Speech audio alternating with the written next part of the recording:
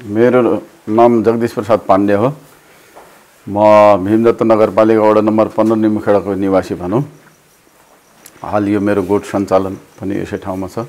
दुईटा नानी छ, एउटा छोरा एउटा छोरी अनि श्रीमती गरी हामी जम्मा 4 जना छौँ। छोरी चाहिँ नि MBS पढ्दैछन्, अहिले लास्ट सेमेस्टरमा हुनुहुन्छ। छोरा चाहिँ नि सिभिल इन्जिनियर पढ्दैछन्, उसको पनि अलमोस्ट लास्ट स्टेजमै छ भनौँ। लगभग 15 देखि 20 वर्षसम्म म दुबई बसेँ। दुबई बसेर कोरोना कालमा बुवा एक्सपायर हुनुभयो अनि बुवाको क्रिया गर्न भनेर घर आएँ। त्यसपछि जान पाइएन, लकडाउन लाग्यो। अनि त्यसपछि घर खर्च यतात्यता गर्न पनि साह्रै समस्या भयो। अनि के गरी जीविकोपार्जन गर्ने, कसरी केटाकेटीलाई हुर्काउने, जस्ट एडमिसन मात्रै लिएको अवस्था थियो। त्यसपछिबाट अब कोरोना कालमा न केही व्यवसाय गर्न सकिन्छ, न मेहनत मजदुरी नै पाउँछ हो। त्यो सिचुएसनमा मैले एउटा गाई ल्याएँ। गाई ल्याएर गाईबाट आफूलाई पनि दुध चाहिरहेको थियो, दुध खाइयो अनि प्लस गाई राम्रै निस्क्यो। दुध दिन थालेपछि छरछिमेकीलाई के अरे बेच्ने काम पनि भयो। त्यसले गर्दाखेरि 6 महिनामा गाईको किमत हामीले असुलियो भनौँ, गाई नाफा भयो। त्यहाँदेखि बरु विदेश जानुभन्दा यही व्यवसाय गरेर बस्नु पर्यो जस्तो लागेर अनि धेरै यस्तो गोठहरू चारे, भेटनरीतिर गए अनि प्राविधिकहरूसँग सरसल्लाह लिए। अनि त्यहाँदेखि एउटा भैँसी थपेँ, फेरि अर्को थपेँ।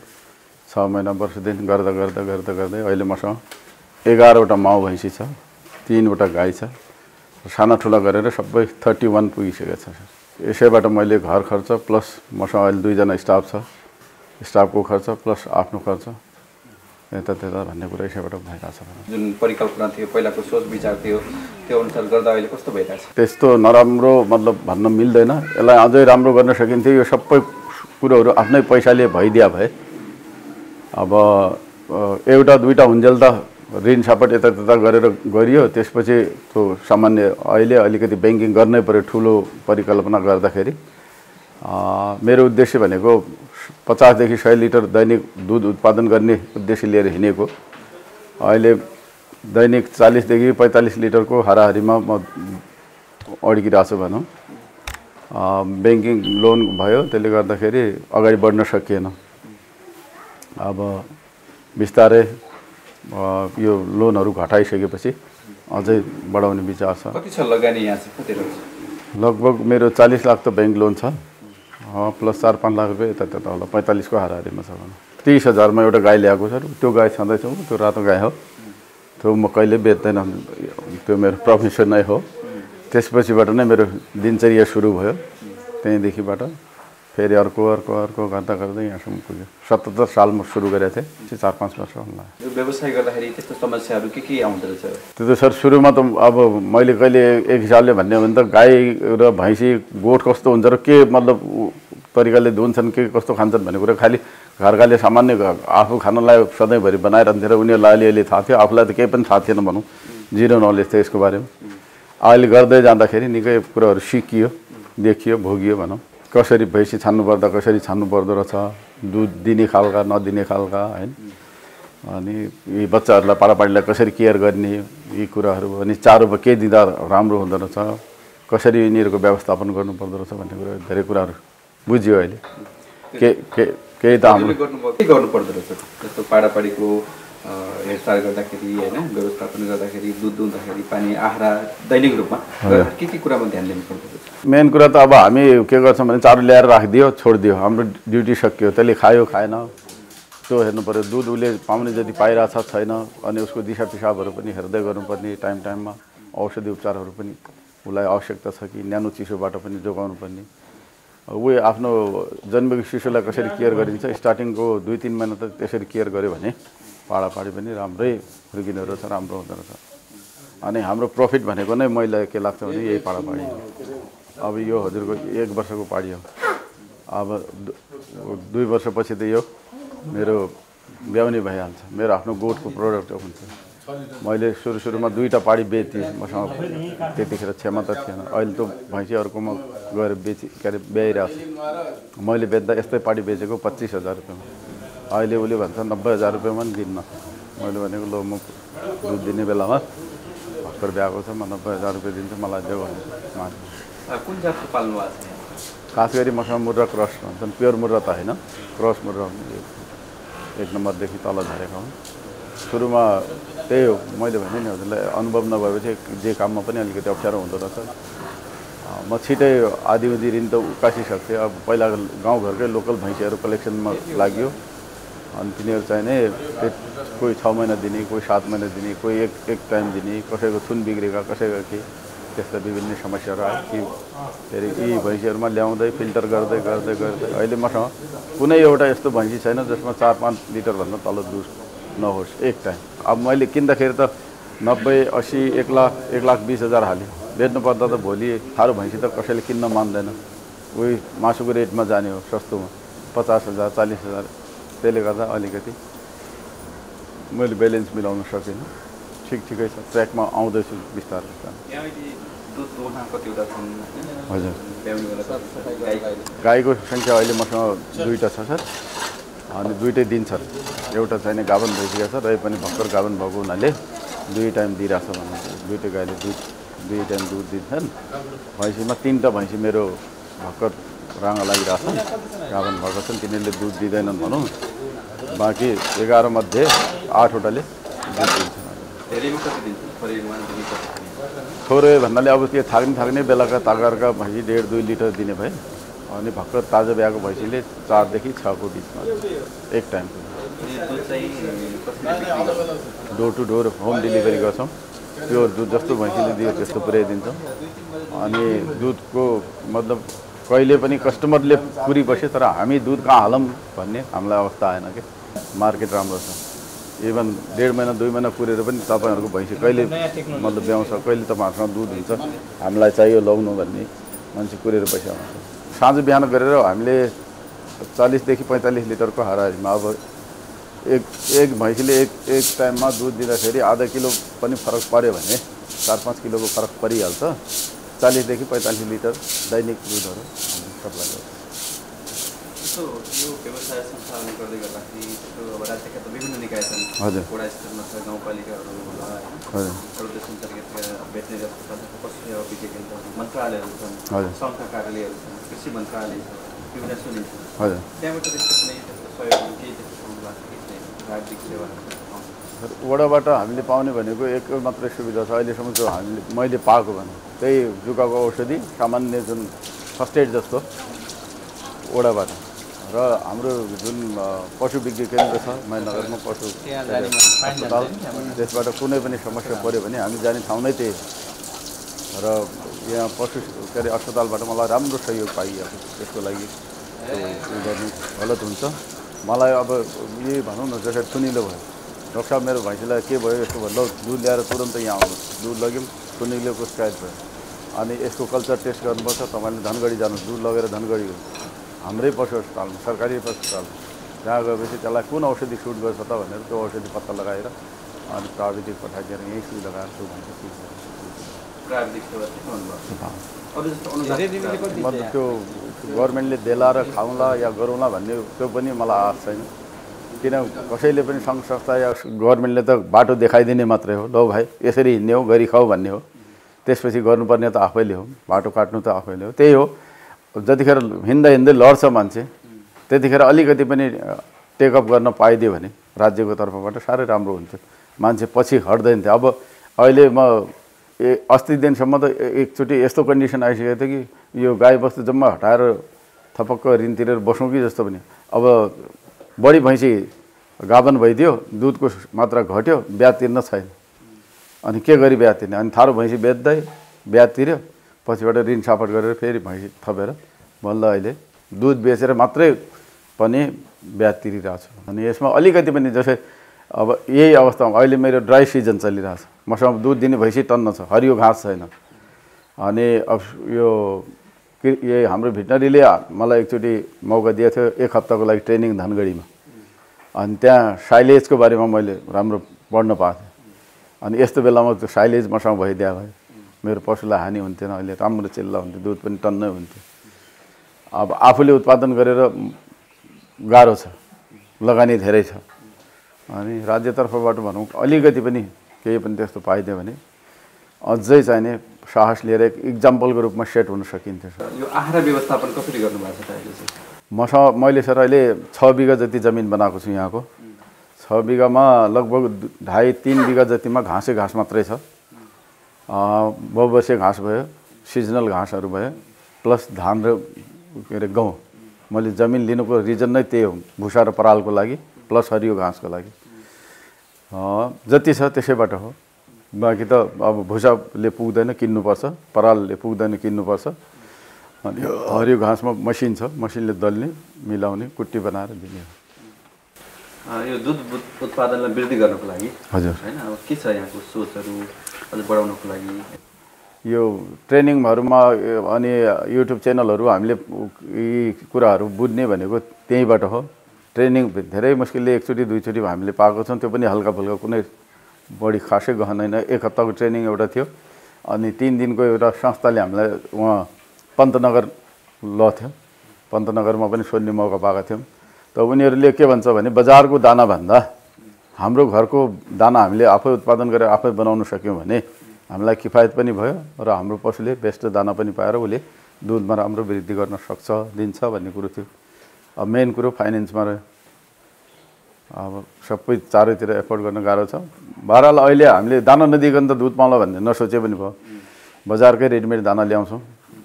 बरान भयो, खल्पिना भयो, गिट्टी भनेर, कपिला भनेर एउटा पशु आहार छ रेडिमेड।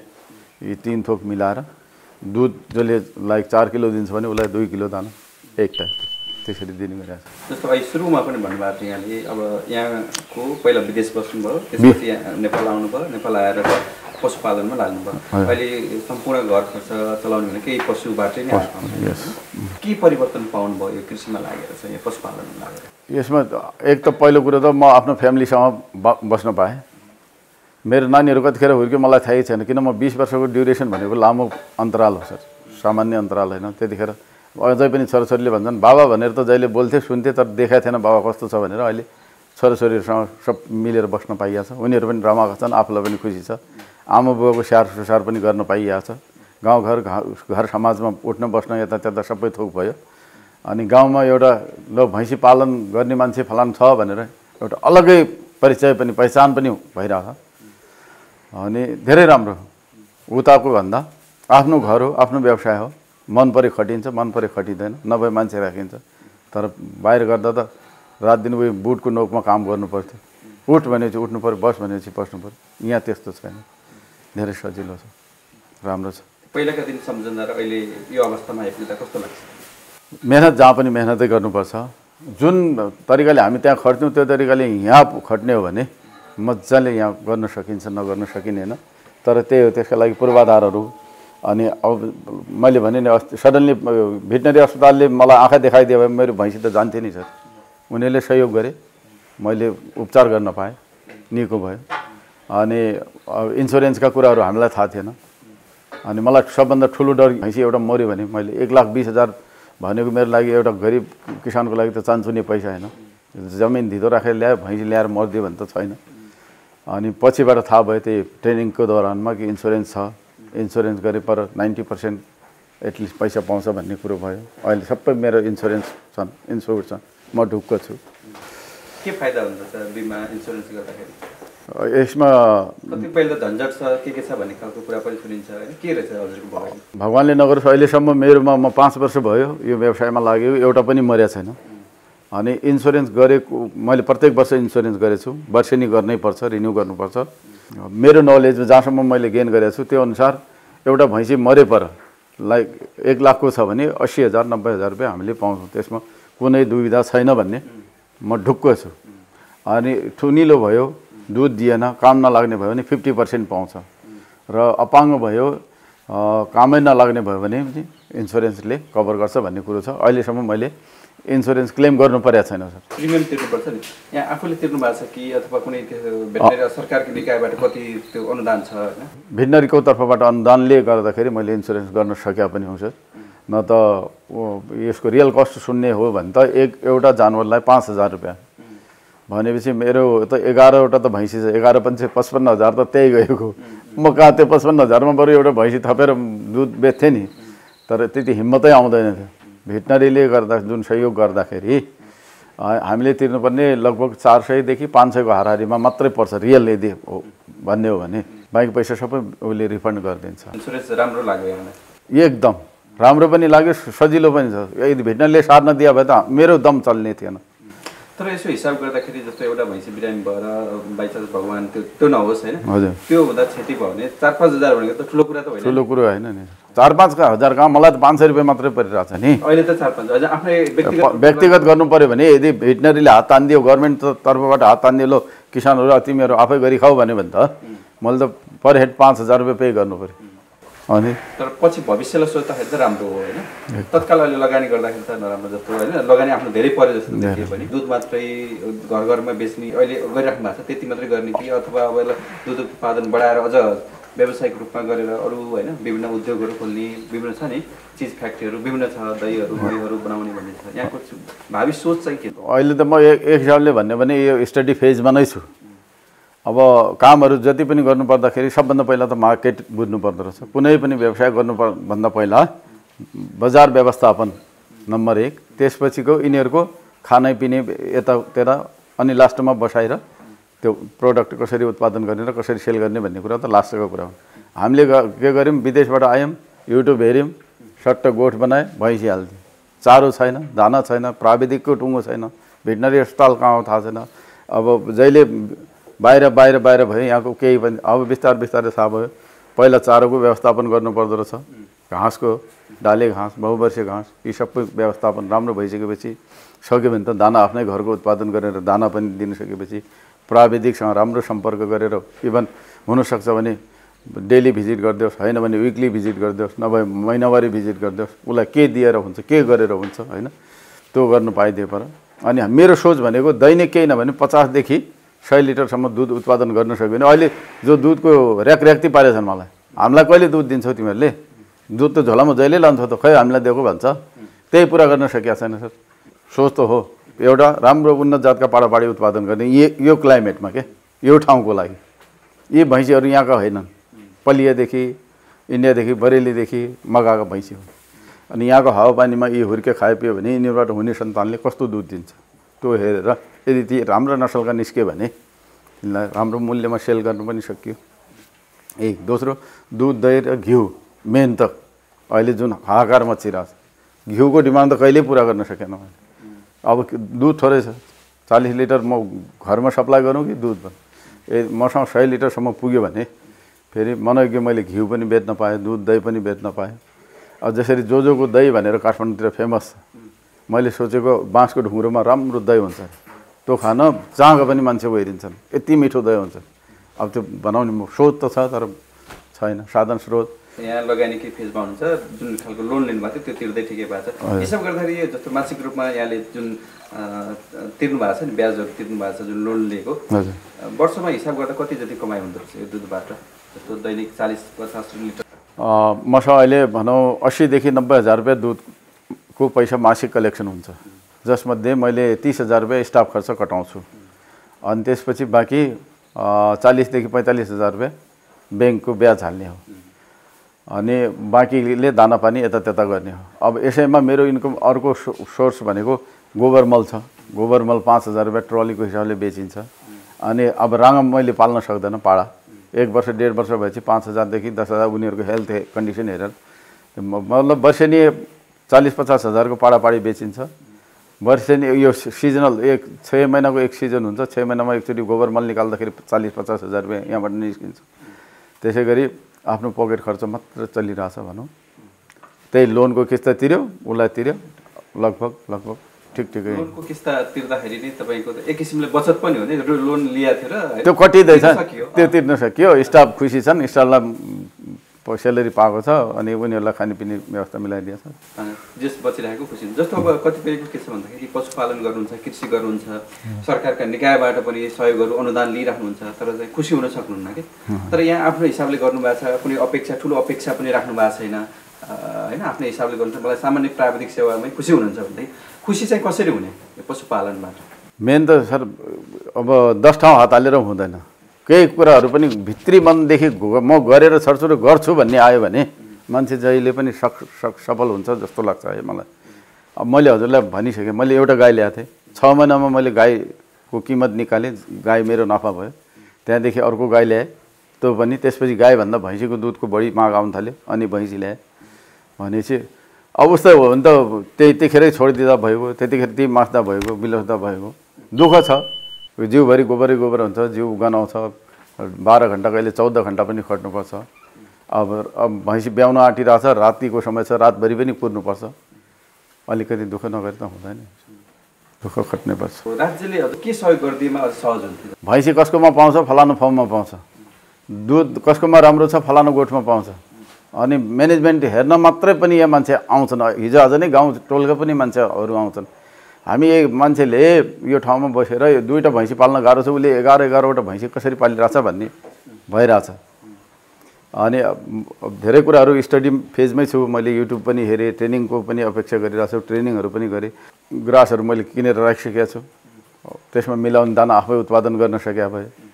राज्यतर्फबाट अलिकति पनि मैले सहयोग पाएँ भने एउटा राम्रो सेड बनाइदिने, अनि गोबर ग्यासको प्लान्ट राखिदिने।